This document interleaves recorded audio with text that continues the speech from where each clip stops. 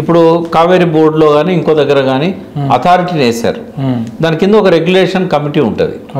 ఆ కమిటీలో మన ప్రాజెక్టులు మన దగ్గరనే ఉంటాయి. ఆ కమిటీ ఏంటంటే అథారిటీ చెప్పినట్టుగా నీళ్లను విడుదల చేయాలి. మనమే విడుదల చేసేది. వాళ్ళు ఒక ఇన్స్ట్రక్షన్ ఇస్తారు. ఇప్పటిదాకా ఎట్లా నడిచింది? ఇప్పటిదాకా బోర్డు ఏం చేసిందంటే ఫస్ట్ 2015లో మనం మొదటి నుంచి ఒకటే చెప్తున్నాం, మాకు అప్పుడు అన్యాయం జరిగింది బచావ్ ట్రిబ్యునల్లో. అంటే అప్పుడు మన వాళ్ళు ఏం చేసిన ముఖ్యమంత్రులు అనేది, మన తెలంగాణ నాయకులు ఏం చేశారనేది ఒక ప్రశ్న వస్తుంది. అంటే ఈ ట్రిబ్యునల్స్ ముందు వాదించే అధికారం ప్రైవేట్ వ్యక్తులకు కానీ సంస్థలకు కానీ ప్రాంతాలకు కానీ ఉండదు. ప్రభుత్వం నుంచి ఎవరినైతే అపాయింట్ చేస్తారో అడ్వకేట్ జనరల్ కావచ్చు, ఇంకొక అడ్వకేట్ కావచ్చు, వాళ్ళు మాత్రమే మాట్లాడాలి. కాబట్టి 57 ఏళ్లలో అప్పుడున్న బచావ్ ట్రిబ్యునల్ దగ్గర కానీ తర్వాత వచ్చిన ప్రదేశ్ కుమార్ ట్రిబ్యునల్ దగ్గర కానీ మనకు గొంతు లేదు, వాయిస్ లేదు, తెలంగాణ వాయిస్ అందుకే మనకు అన్యాయం జరిగింది. అందుకే మనం ఏమన్నామంటే మాకు 60 ఉమ్మడి రాష్ట్రంగా ఉన్నాం కాబట్టి ఒక రాష్ట్రం తరపు నుంచి పోయారు. పోయిన వ్యక్తి కూడా ఆంధ్ర ప్రాంతానికి సంబంధించిన రామచంద్ర రెడ్డి గారు అని అడ్వకేట్, అతను రాయలసీమ, ఆయన వాళ్ళకు రిప్రజెంట్ చేసిండు. బ్రహ్మానంద రెడ్డి ఏం చేయలేకపోయాడు, తర్వాత వచ్చిన పివి నరసింహారావు ఏం చేయలేకపోయాడు, వెంగళరావు ఏం చేయలేకపోయాడు. సో మనకు అన్యాయం జరిగింది. కాబట్టి ఆ అన్యాయాన్ని సరిచేయాలంటే ప్రత్యేక తెలంగాణ రాష్ట్రం ఏర్పడిన తర్వాత ఎప్పుడైనా రాష్ట్రాల విభజన అయినప్పుడు నీటి వాటాలు తేల్చాలి. కానీ ఇక్కడ తేల్చకుండా బోర్డు అని చెప్పి అప్పచెప్పేసిండ్రు.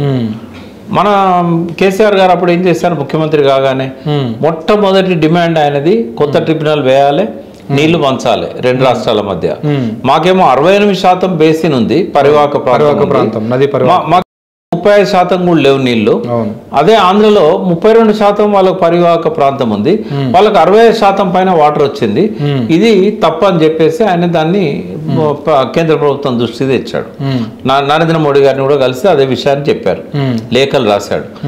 1.5 years చూసిండు, వాళ్ళు పట్టించుకోకపోతే వెంటనే దాన్ని సుప్రీంకోర్టుకు వేశారు. మీరేమి ఇలా చెప్తున్నారు? మరి మన రేవంత్ రెడ్డి గారు మాట్లాడుతూ 15-16లో జరిగినటువంటి రివర్ మేనేజ్మెంట్ బోర్డు మినిట్స్ ఏవైతే ఉన్నాయో ఆ మీటింగ్లో, దాంట్లో మేము 299 TMCలకు మేము ఒప్పుకున్నాము. అది సెకండ్ పార్ట్ చెప్తాను. అయితే ఇప్పుడు ఈ వాటా అనేది తేల్చలేదు కాబట్టి బోర్డు ఏమన్నదంటే, మీకు ఇంతకుముందు ఎట్లయితే నికర జలాల మీద హక్కులు ఉన్నాయో వాటి వరకే పరిమితమై మీరు వాడుకోవాలి. ఎందుకంటే కొత్త ట్రిబ్యునల్ మీకు ఏం కేటాయించలేదు, మీ డిమాండ్ అట్లే పెండింగ్ లో ఉన్నది. అది తేలేదాకా ఏవైతే నికర జలాల బచావ్ ట్రిబ్యునల్ ఏదైతే ఇచ్చిందో అదే కదా ఆధారం. ప్రదేశ్ ట్రిబ్యునల్ ఏమో సుప్రీంకోర్టు స్టే ఇచ్చింది. కాబట్టి మీకు బచావ్ ట్రిబ్యునల్ ఇచ్చిన నీటి మీదనే మీకు హక్కులు ఉంటాయి, అంతకంటే ఎక్కువ ఇచ్చే అధికారం మాకు లేదు. కాబట్టి మీరు వాటికే ఒప్పుకోవాల్సి ఉంటుంది అని చెప్పేసి వాళ్ళు చెప్పారు. రూల్ ప్రకారం చట్ట ప్రకారం పోతే అంతే ఉంటుంది. దానికి సంతకం కూడా పెట్టారు. అది 1 సంవత్సరం కోసం పెట్టారు. కింద ఆ పాయింట్ ఉంది, 1 year కోసమే అని. అయితే ప్రతి సంవత్సరం ఏమైతున్నదంటే ఈ మెజారిటీ వాళ్ళ అయ్యేసరికి మనం ఏమన్నా 1 సంవత్సరం కోసం మేము ఒప్పుకుంటామని అన్నాం.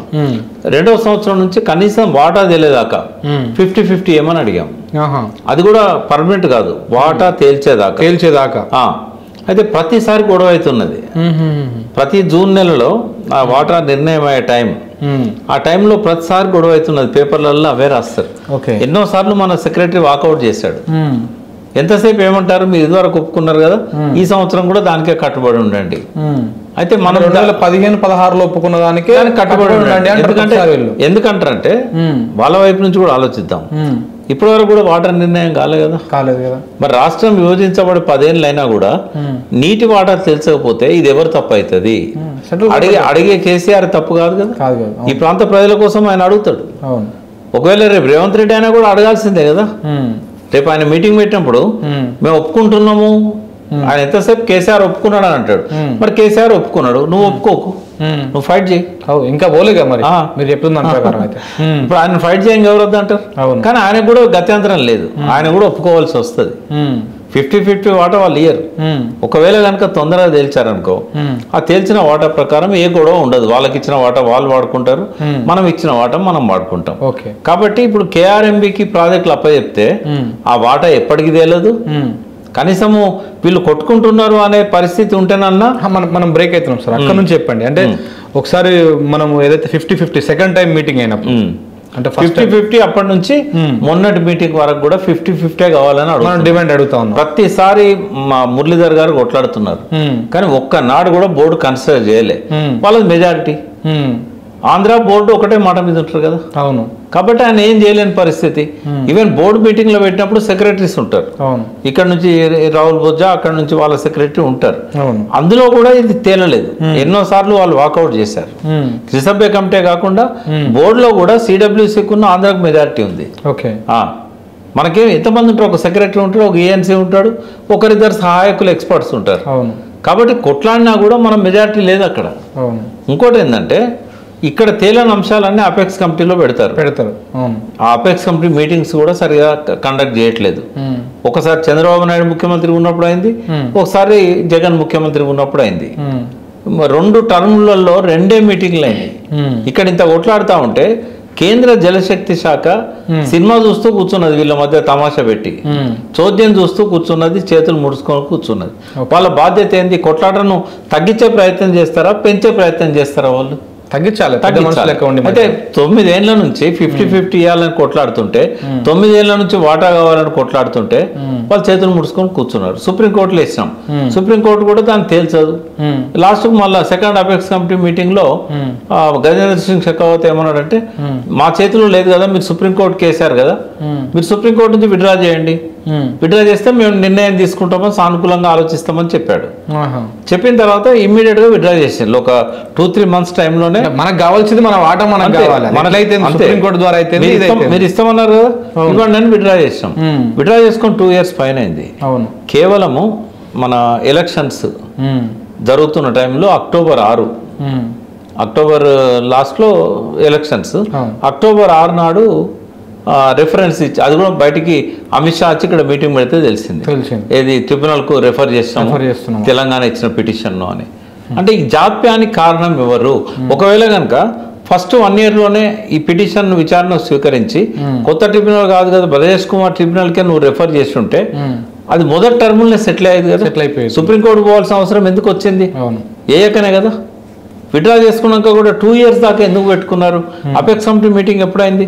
2020 అక్టోబర్లో అయింది. ఆ అక్టోబర్లో అయిన అపెక్స్ కమిటీ మీటింగ్ లో కేసీఆర్ డిసిషన్ తీసుకున్నాడు, మేము విత్డ్రా చేసుకుంటాం, మీరు చేయండి అని. అంటే కేవలం 2021లో విత్డ్రా చేసుకున్నారు. విత్డ్రా చేసుకున్నాక వాళ్ళ 24 అంటే 23 అక్టోబర్ దాకా అంటే దాన్ని నాన్చాల్సిన అవసరం ఏంది? మీరు మాట ఇచ్చి అపెక్స్ కమిటీలో. అంటే ఈ రెండు కూడా కాంగ్రెస్ అండ్ బీజేపీ రెండు కూడా షాల్ చేసిందేమో కాంగ్రెస్ పార్టీ. పీఠ ముడి పెట్టి 2 మీరు కొట్టుకొని సాగురి అని చెప్పింది, సాల్వ్ చేయకుండా కొట్టుకొని సాగు అని చెప్పింది కాంగ్రెస్ పార్టీ. దాన్ని పట్టుకొని రాజకీయం చేసిందేమో వీళ్ళు. తర్వాత వాళ్ళకు కూడా ఎంపీలు ఉన్నారు, వాళ్ళకు కూడా ఎమ్మెల్యేలు ఉన్నారు. మరి ఒక్కనాడన్నా వాళ్ళు మా వాటా తెలుసాలని అడిగిల్లా? కేసీఆర్ అంటే నాంచిండని అనుకుందాం మాట వరుసకు. మరి అసెంబ్లీలో పార్లమెంట్ లో వాళ్ళ రిప్రజెంటేషన్ ఉంది, రాజ్యసభలో ఉన్నారు. మరి మీరు ఎందుకు కొట్లాడలేదు? మోడీ ప్రభుత్వంతో మీరు కొట్లాడాలి కదా.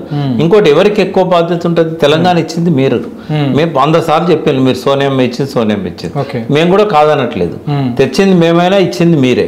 మరి ఇచ్చింది మీరైనప్పుడు అందులో ఉన్న చట్టంలో ఉన్నాయన్ని అమలు చేసేలాగా చూడాల్సిన బాధ్యత కూడా మీరే కదా. అప్పుడు సైలెంట్గా ఉండి ఇప్పుడు బట్టగాల్చి కేసీఆర్ మీద వేసే ప్రయత్నం ఎందుకు చేయాలి? అంటే ఈ రాజకీయ అడ్వాంటేజ్ కోసం తెలంగాణ ప్రయోజనాలను రేవంత్ రెడ్డి బలి చేస్తున్నాడు అనేది ఇక్కడ అర్థమవుతుంది.